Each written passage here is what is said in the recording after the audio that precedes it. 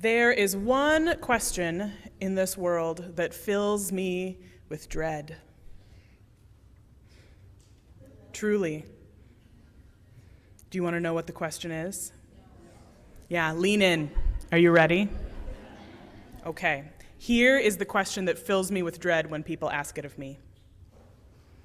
What do you like to do for fun? I panic. I panic because I am a parent of young children who entered a line of work that took all the things I loved to do and turned them into a job. There was a time where my hobbies included things like being in church choir, teaching RE, writing, acting, working for social justice in my community. And now I do them all for work. And maybe some of you have this experience where you take something that you love to do and you turn it into your job, and then it stops being quite as fun as it used to be. It's not the same again. Even if there is some part of it that makes you really delight in going to work, that makes your job really fulfilling, which all of those things are true about me, right? I love to do those things every day. It's amazing. But I don't want to join church choir for fun anymore. Sorry, John.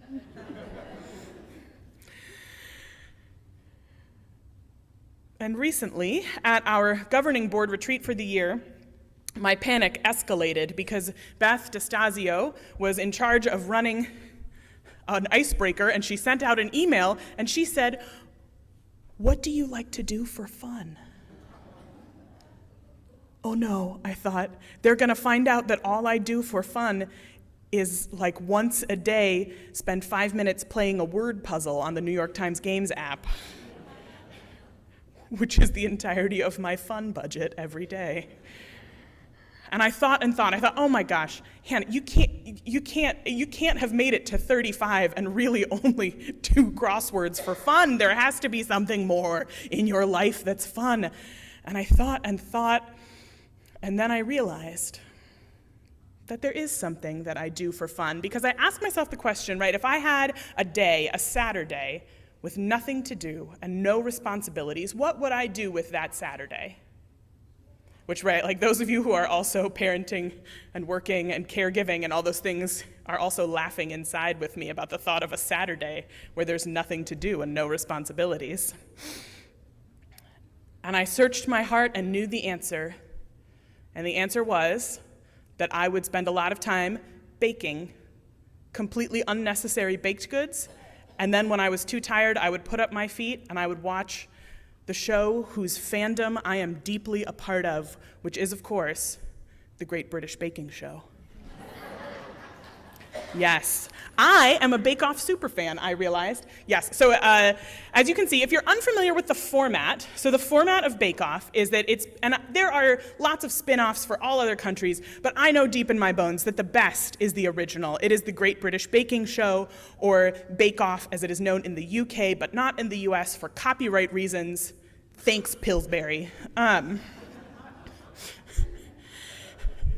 And if you're not familiar with the format, they take the 12 best home bakers in all of Britain and they put them in an unclimate-controlled tent in the middle of the summer and make them bake increasingly difficult challenges with things like, right, and it's always, right, they're always like, it's 1,000,000 degrees, but it's chocolate week, so hope your centerpiece doesn't melt. And then one person is eliminated each week until there are 3 finalists and then 1 champion. And these are the finalists from far and away my favorite season of Bake Off that has ever existed. And I have seen every season several times because that is how you join the fandom of something, is that you consume it way too much. And that, in the center, is Rahul. Yes, somebody else knows who Rahul is. Rahul, you see, you're like, wow, how do you have space in your brain for all of this? I have no idea, but it's there. Rahul is a nuclear scientist who also makes the most intricate little iced biscuits, but of course they're like cookies, but not quite, and the cookie versus biscuit, American versus UK debate, we'll have to have another time, because we actually don't have time for that here. He makes the most intricate iced things you've ever seen in your lives, while somehow also having the self-confidence of Eeyore from Winnie the Pooh, and being like a nuclear scientist. How is it possible for all of that to be contained in one human being? I don't know, but Rahul is doing it. And those are his fellow finalists, Kim Joy, who is also an amazing and delightful human being. She does all sorts of little, the Japanese word is kawaii, which means cuteness, or sort of cute things, and she does the cutest bakes you've ever seen in your life. She has a forthcoming cookbook about making cat-shaped bakes. And then on that side is Ruby, who is like both a like high-powered career woman and like a hot mess, but who has a really amazing cookbook also coming out called One Bake Two Ways, where she gives vegan versions of recipes. I know, amazing. And there are these people in every season of Bake Off, but Rahul is my favorite for all time. In part because Rahul is so relatable. Rahul does not believe that he can do anything, despite mounting evidence to the contrary. He looks at the judges and says, "I think this will be terrible," every time they come around to him, which he is succeeding week after week, but just keeps looking at them and saying, "It's gonna be bad," which is a delightful way to go about life. We are all born with what some, play scientists, which I didn't know that was a field, but I feel like those are people who maybe also regret making fun their job. Right? That play scientists say we are all born with play circuits in our brains, places inside of our gray matter that light up when we play, when we have creative fun. And that maybe you are not a Great British Baking Show superfan. I'll forgive you. Maybe you garden. Maybe you paint. Maybe you do woodworking or quilt. You play guitar, you collect stamps, right? Because collecting is a form of play. Maybe you do interesting things with makeup. Maybe you write poetry, dance, kayak, go to the theater, stargaze, or you run really long distances for fun, which is the thing I have been made aware that people do for fun. And I love that for you. I legitimately love that for you. Because play is wired deep in our brains, right? Play is not something we figure out how to do. Play is something that we are born to do. It's down in the parts of our brain that are not the thinking, human, advanced part of our brain. Play is wired deep inside of us. And that is obvious, that it is not something that just human animals do. How many of you have seen videos of those like big cats where they give them, like tigers and lions and stuff, and they give them like a refrigerator box? And they act just like a house cat with a shoebox, but like, giant and lethal? We are not the only animals wired to play. The National Institute of Play, which again, I did not know this was a thing, but now I know, and now you know too, shares this description of why play is important for our development. They say, very few of the neurons in the upper brain are connected at birth. It takes activation from the environment to create connections. Play is a way to establish new connections. It primes the cortex for the development of the neural pathways that create our physical, social, emotional, and cognitive capabilities. The more often children are in a play state, the more new brain circuits form and build their skills. Playing literally wires the brain for the skills we use for our whole lifetime. physical agility, social confidence, emotional regulation, creativity, and resilience. As adults, time spent in a play state increases our resilience. It activates those neural pathways in the brain and mitigates the effects of stress. And that is why when Jerry, who purchased this sermon topic at the auction, came to me and said, I want to talk about games. I said, yeah, because our brains need play. It's not just a thing that's nice to have. Play should not be a luxury that is afforded to the few. Play is something that we are hardwired not only to enjoy, but to need. And I know that intellectually, and yet when someone says, what do you do for fun? And I think, oh my God, I don't do enough fun. And how many of us feel that way, or have felt that way in different seasons of our lives, where there's just not very much space for fun? There's bills, caregiving responsibilities, work, the gutter that's hanging off the side of the house and has been for the last year.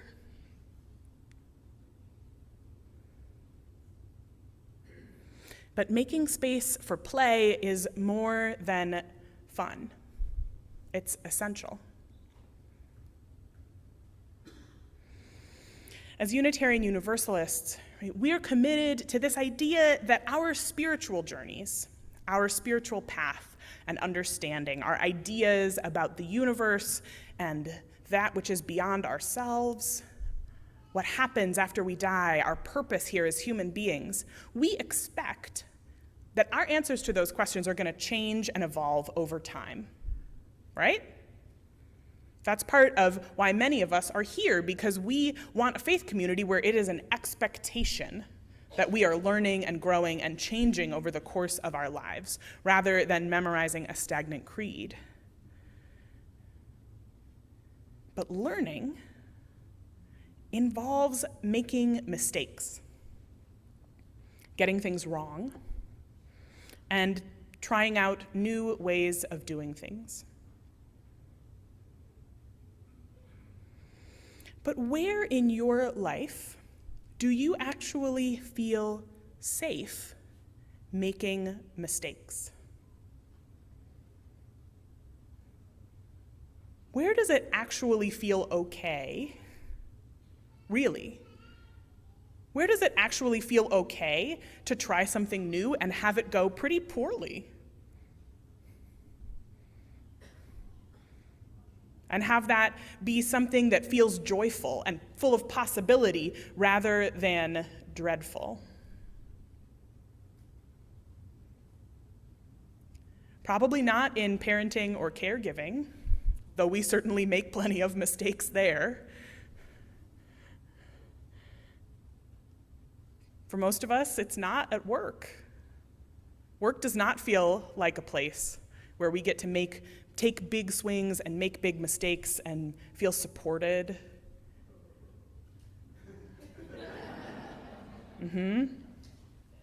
And for many of us, it's even in our family relationships. Those don't feel like safe spaces to make big mistakes and learn from them.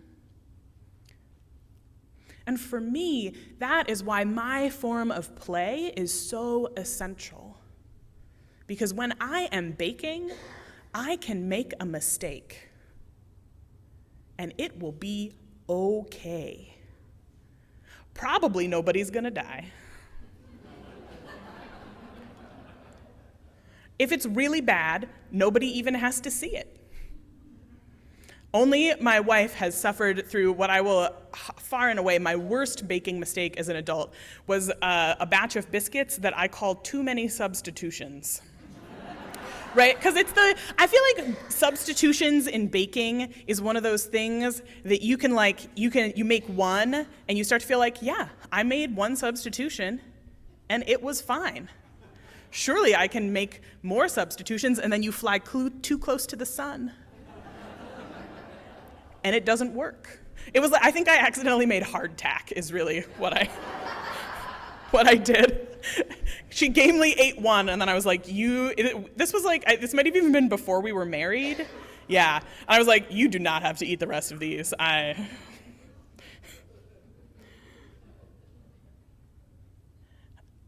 think of them as constructive mistakes, right? Mistakes that you make, and then you learn that that did not work, and I need to do it a little differently next time.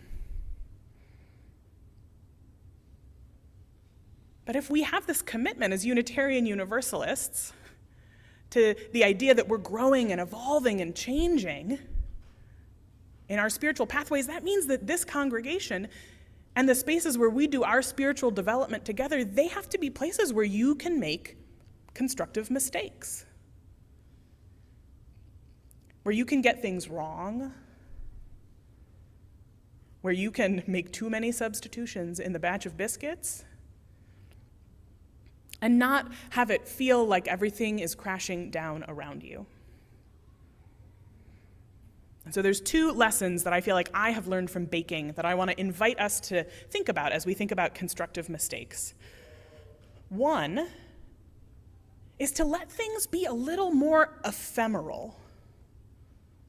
Right? Let things be a little more ephemeral. The nice thing about mistakes I have made in baking is that eventually they all go away. It cannot last forever, good or bad. I remember I made a beautiful cake in the shape of Elsa from Frozen's face for our daughter's 5th birthday party. My hands were dyed like teal for a week after having frosted it. It was madness, and it was delicious, and it looked beautiful, and it took that room full of 5-year-olds like 20 minutes to just destroy it.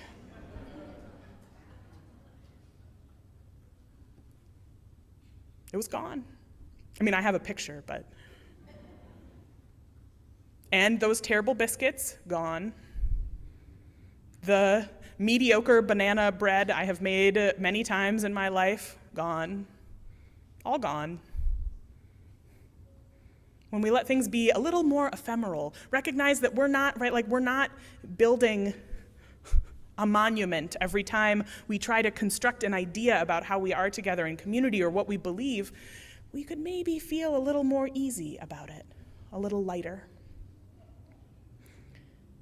And the second crucial part of making constructive mistakes, and many of you are going to say this feels antithetical to making constructive, joyful mistakes because it's the thing that makes me fear making mistakes in lots of places in my life, is that feedback is actually essential to making constructive mistakes. Right? If you make a cake and serve it to a room full of people and no one says anything about it, good or bad, how do you know how it was? How do you know if making it gluten-free did or didn't change the structure? How do you know if substituting oil for butter did or didn't work? Somebody's got to tell you, good or bad. Somebody has to tell you. So that's the other piece that I would invite us to carry with us as we think about how we can be people who use play and playfulness and those play circuits, those spaces in our minds that light up when we have an opportunity to do something fun. Is that part of how that energy can be part of our community here is our actual ability to give feedback. It would be depressing if you were an improv actor who no one ever laughed at.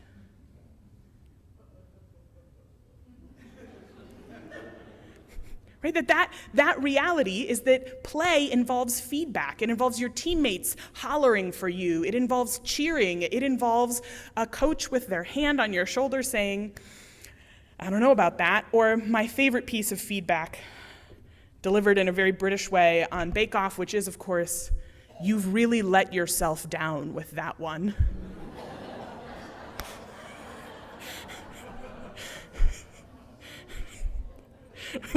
I hear Paul Hollywood saying, you've really let yourself down with that sometimes in my mind when I make mistakes. Play is not decorative. It's not extra. Play is core to who we are as people, and it's core to who we are as UUs. So hopefully this year we can find some ways to play together.